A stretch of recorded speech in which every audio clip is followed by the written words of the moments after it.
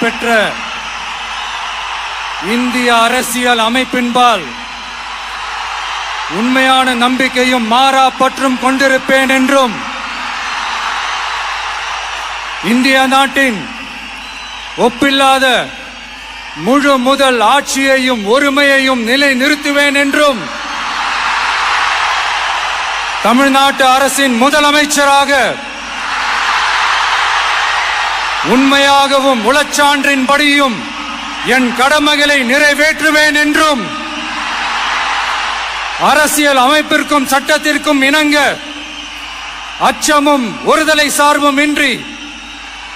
விருப்பு வெறுப்பை விலக்கி பலதரப்பட்ட மக்கள் அனைவருக்கும் நேர்மையானதை செய்வேன் என்றும்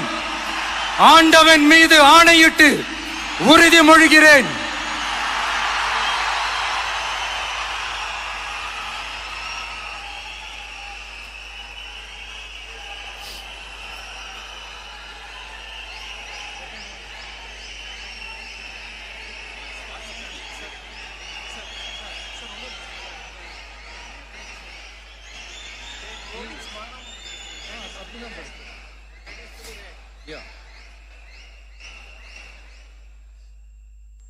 சி ஜோசப் விஜய் எனும் நான்